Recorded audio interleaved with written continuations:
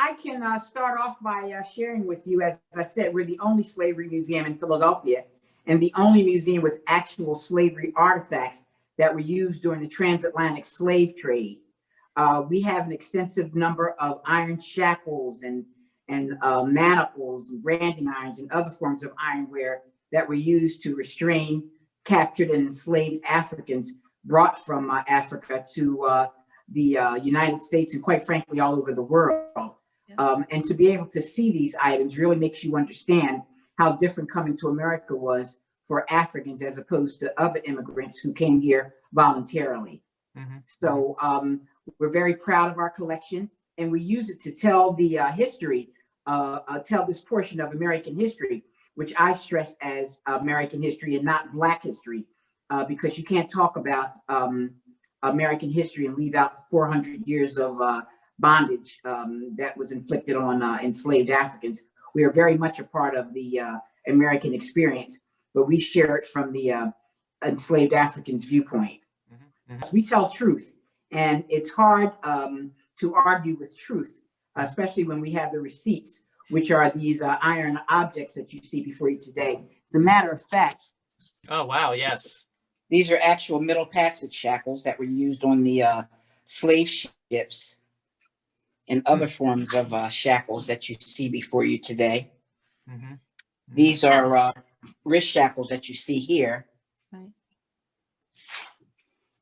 And these are shackles that were used on a southern plantation. And these are quite unique. Many people never saw anything like these artifacts. These are actually what they call runaway slave shackles. If a slave ran away and was caught, they would bring him back and put this around his or her ankle. And every time that slave moved, you could hear them. Oh my goodness. Yeah, they would send dogs after you to bring you back. And of Oh. course, they had rewards put up on bonds actually put up on these Africans who had run away. Sure. This shows you pictures of how emaciated many of the slaves were when they arrived, because we sometimes get questions about, well, who could fit these shackles, where there was no one size fits all. Right. You may the enslaved Africans may start off very healthy and heavy, but by the time they got to their final destination, they were pretty much emaciated.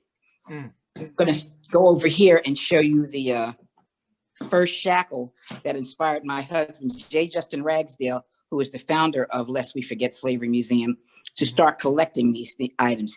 He started collecting these items over 50 years ago. He was always interested in history, but primarily history as related to the African experience. He quite frankly wanted to know how his people got here. It wasn't something that he learned in school or in the books that he read, and he was a voracious reader. But back in the 50s, when he was growing up here in Philadelphia, his family used to send him south to spend time with his great uncle who lived in Rock Hill, South Carolina. Now, back then, that was a great tradition when colored people, as we were called, then used to send their children south to spend time with their relatives. It was a great opportunity to learn your family history. We've gotten away from it because many of our people either migrated north or passed on.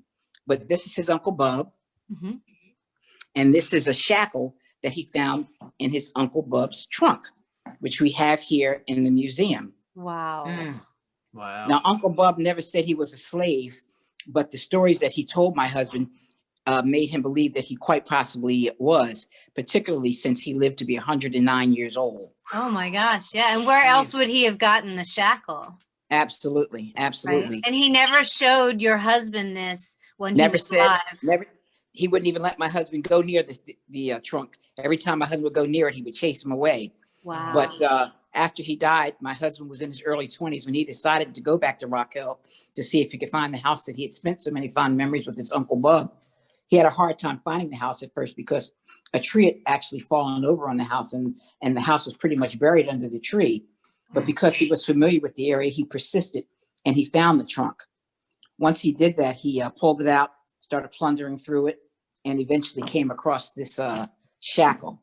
My husband traveled the world primarily looking for slave shackles, and these are actual branding irons that were used to brand the slaves who were sold to the highest bidder.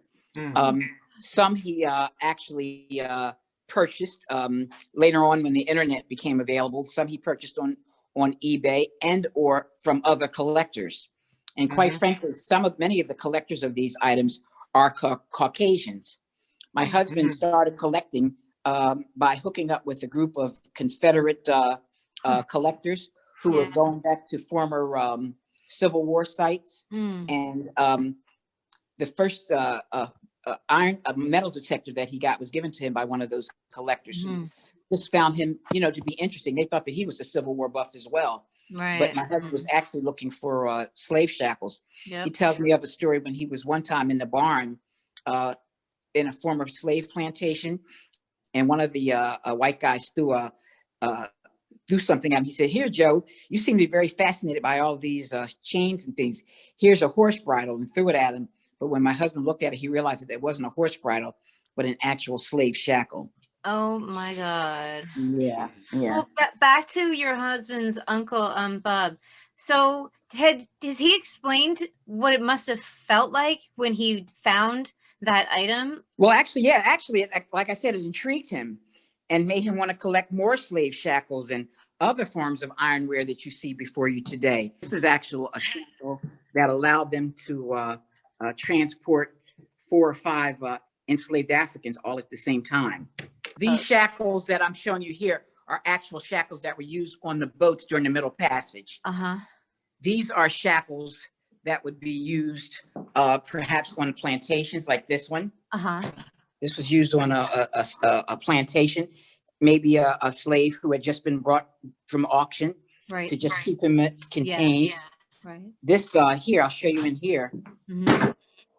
This is an actual slave, an auction.